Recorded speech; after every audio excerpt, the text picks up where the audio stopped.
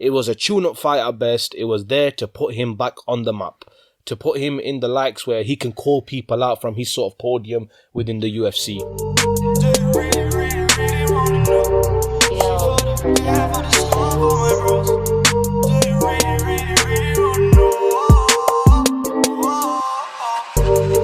Do you really, really, really want? Welcome back to the MVP podcast, live from the studio. We're here with another episode of Fight Club. I'm here with the main man, Danny. It's been a hot minute, but it's good to be back. Trust me. And you know something? Yeah. I think my return is bigger than Connor McGregor's. Really? I do. I don't know about that. No, I think we've been all right with that, you know. We've just about managed. The ratings have not suffered. Okay. But look, this pod is getting on. We're nearly there. We're touching the 40-second mark, just like Connor McGregor. 5, 4, 3, 2. Let's go. Oh, come on. Nah, I'm only joking. We're here. All seriousness, guys, now. That fight with Connor McGregor and Cowboy Cerrone lasted 40 seconds. That's right. Cowboy Cerrone did not even get a single shot on. He threw one shot and he missed. Whereas Connor McGregor, 19 out of 26. Precision, power punching. What an unbelievable performance in a very, very short night. He kept a lot of us up, as you can see, red eyes. A bit of red eyes there as well. But, you know, he came back. He announced his return. It's great to see. And I think more than anything, it's just about where he goes from here. But Danny, give me your take on what you saw. My take, as you've seen, if you've watched the previous Fight Club episodes, I'm not the biggest fan of Donald Cerrone. Now, I don't take away anything from him. The guy has had a very long career in the UFC. You know, he's had 50 fights, 36 wins, now 14 losses. So for me, he was never really a challenge, I'll be honest with you. A lot of people said that, you know, they see him going this way, they see it going that way. For me, I always had it down that either in the first round or the second round, Conor McGregor was going to win that fight. Mm-hmm. And now, obviously, for me, this whole UFC main event that Conor McGregor started in was just excellent marketing. Yeah. It was designed there. It was a tune-up fight at best. It was there to put him back on the map, to put him in the likes where he can call people out from his sort of podium within the UFC. Right. He did that. Obviously, he called out Masvidal. He said something along the lines of they have to now design belts so people can try to replicate my champ status, which I thought was a very good dig at Masvidal. Obviously, Masvidal came with a different type of aggression. Yeah. Decided he was going to wear a Versace bathrobe and walk around the stadium as if it was... slick. Again, I don't know about the slickness. I liked it, man. I like the fact... Can I get one of those for Christmas or my birthday or something? I'm not that If you're rich, watching mate. out there, you know, please send me one, please. I'd like the Jordan brand to sponsor us. So if the Jordan brand want to sponsor us, you know what I mean? I'm imagine rocking up in the pod with like shorts on, like with boxers or UFC fighters, and have one of them robes on. Like, yo, can you imagine? I think you'd put it off a lot better than me. Thank you. I'll be honest with you on that one. Keep going, man. Keep going. So, obviously now you've got all these Conor McGregor fans coming out of the woodwork now. You know, yeah. I'm not trying to be salty here. Don't get it wrong. I do respect Conor McGregor. Conor McGregor is fundamentally one of the greatest fighters the UFC has ever seen. You know, he achieved the status of a double champ. He unified the division. That was never done before. But this was purely a hype train to get him back to a position where, you know, he can announce himself again, that he's on the market and he's ready for a big fight. Me, myself, like I said, what can you say about the fight? I expected Cerrone to do better. I'll be honest with you. I know, but when you get your nose broken in like 5 seconds, what do you expect? Okay. You've got your nose broken with his shoulder. Like, he's come out with the shoulder and broke his nose within like 5-6 seconds. And then he's bloodied up. He's like, what the flip just happened there? And then he's got kick flush on the chin. And it's like, bam, it's like, wait a minute, how long have I been in here? Like 5 seconds, 10 seconds, 15 seconds? What I say to that is, obviously, that's all well and true. That's very correct. And, you know, props to McGregor for using the shoulder. I've never seen that in the UFC ring. But, first and foremost, man, how serious do you take it? Like, you know McGregor's going to start fast. Yeah? So what you needed to do, what Cerrone needed to do was use his kicks, you know, get him past the third round and, you know, grapple him and stuff like that. That's what he needed to do. Connor hasn't got the stamina like that. The third round? Yeah. Didn't get past the first minute. I know, but that's what he needed to do.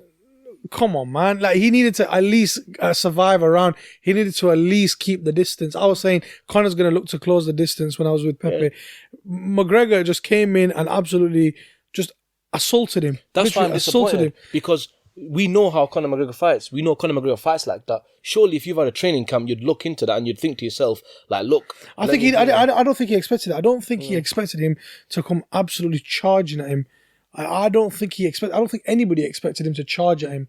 I was actually surprised that he charged at him, but at the same time, he just charged with so much precision. Like, he missed because he came in with the knee. Shot, yeah. And then there's the knee that, then the clinch, and and the shoulder. John Jones made that famous with the shoulder hits, and he caught him flush, man.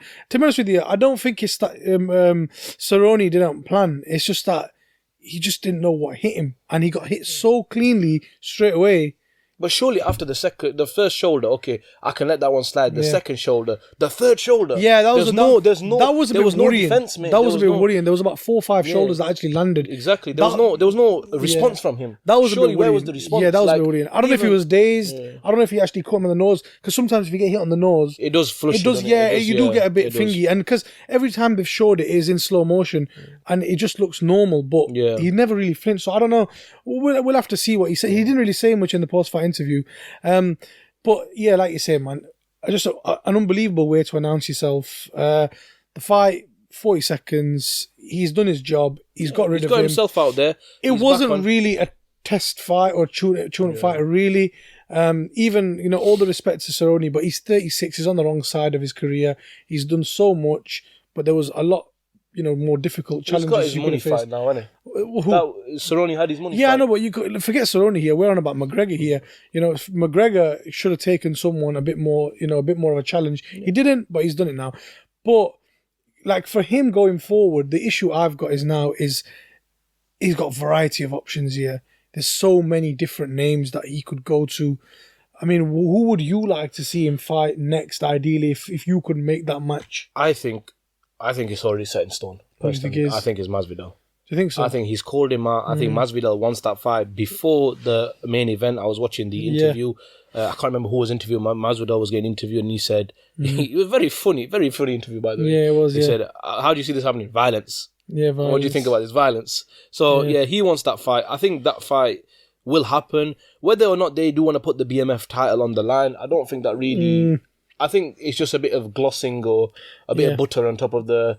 the paratha, so to say. Yeah. That will happen. Obviously, the Kamaru Usman fight, I'm not sure. I don't think it doesn't sell yet for me. That doesn't sell. I mean, do you know one thing I thought? And you and Pepe did a fantastic job on the pod previous when you were talking about all the options you had anyway. Yeah. But he could always go back to lightweight and find the champion is it Volkanovski? Yeah, Volkanovski. He can always do that. He's not been back in the lightweight division for a while. Could do. That's one thing you missed out on. Obviously, lightweight's Khabib.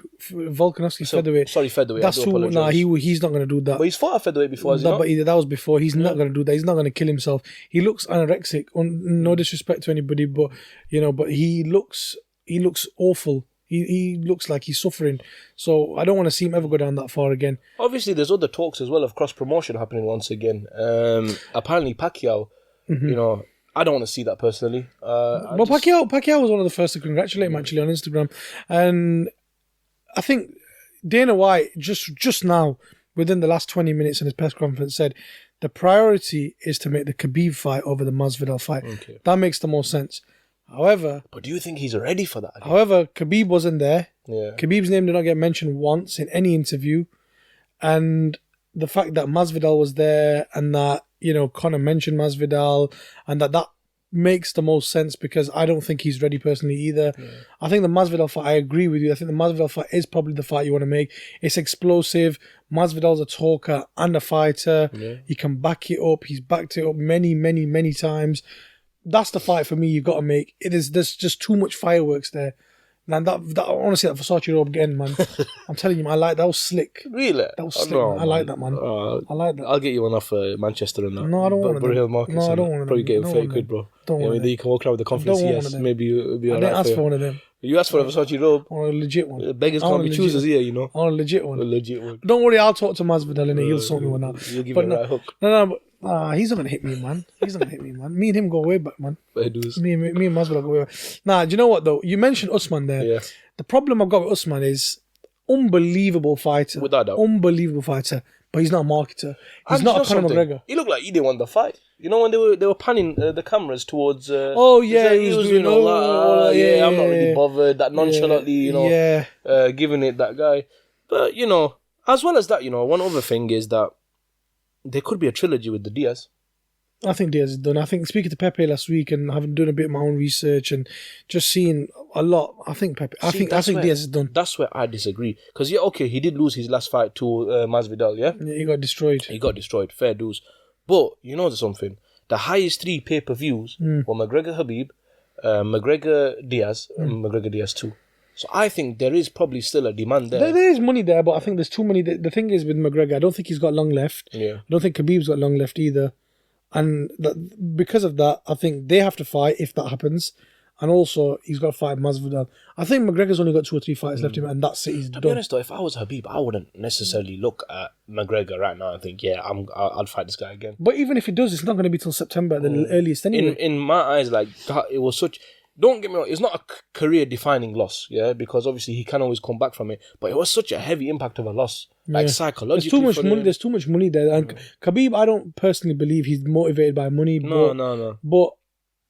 But the legacy's there, like to shut this guy up twice. Like I don't know, it's been thrown in my ear over the last few hours. I've been sitting watching it with the lads. They've been saying, "Oh, but he might want to do it for legacy," and I'm starting to believe maybe he would want to shut this guy once and for all. Because if he's the guy that shuts him, do you know what I mean? No, I think he did, but this guy never shuts up. This is the thing with this guy. The guy comes back bigger, stronger, brands himself even more. He's promoting his whiskey brand. He's doing so much. It's like for me. You can't shut this guy up until you shut this guy up. It's one of those things. But by that logic, like you'll never shut him up. Do you know what I mean? Yeah, exactly. That's what I mean. So maybe he doesn't fight him because, well, what's the point? This guy's never going to shut up anyway. Or maybe he does say, look, I've beat you twice now. Never come back in this ring.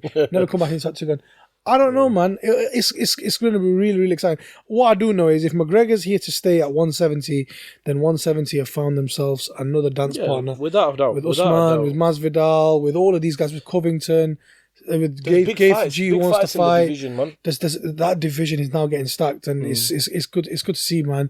I couldn't believe 40 seconds. I was literally getting comfortable, man. I was getting comfortable, and I was like, "This is gonna be." I felt like everyone deep down they knew it would go either 1 or 2 rounds. I just think, like I said, that's why I wasn't that impressed with it. He's done. Don't get me wrong. It's still credible what he's done. Yeah. It might sound like I'm being bitter. I'm not being bitter at all. I'll be honest with you, but it's just like. I see potential. I see so much more he can give. Do you know what I mean? Whereas it's disappointing, man. When you enjoy fights and you enjoy contact sport, you don't expect every fight to be a war necessarily, but you do want to see you want to see the tactical stuff. You want to see the ground and pound, the grappling. You want to mix it up. You don't want to see it finish in 40 seconds. And that's my personal take on it. Like everyone loves a KO. But, why not a KO in the 5th round, innit? Where you can see 2 guys have tried to win. Yeah, no. So for me, it was like, for a lot of people, it'd be overwhelming. For me, it was a bit underwhelming. No, fair enough. Well, listen, if you're watching now, I just want to give a shout out to Momo, who I saw yesterday for the first time in a long time. Momo knows why this was for him. We had a good laugh yesterday. We was on about this fight. So, yeah, this was for Momo. Sosa is in the background, and he's not happy that I'm giving you this shout out. But Momo, when I see you next time, I want you to make sure you say to me, yo, shout out, respect for us, you know what I'm saying? But Danny, as always, it's been a pleasure. I look forward to the next episode. But thank you very much, guys, for tuning into this episode. We've literally just recently hit just over 600 subscribers. Thank so you we all. appreciate every single one of you. We've passed 200 on Instagram, nearly 900 on Twitter. So we're just trying to grow. And what we need from you guys is to keep supporting the movement, help us grow. There's going to be some competitions out there. There's going to be some giveaways. There's going to be all sorts of fun stuff coming in the next couple of months. So tune in, be a part of it, share it out with your friends, show some love. But yeah, Click like to this video, subscribe if you haven't already, and be sure to check us out. Danny, for the first time this year, and not for the last time this year, what's the number one rule of Fight Club? The number one rule of Fight Club is you talk about Fight Club. Peace.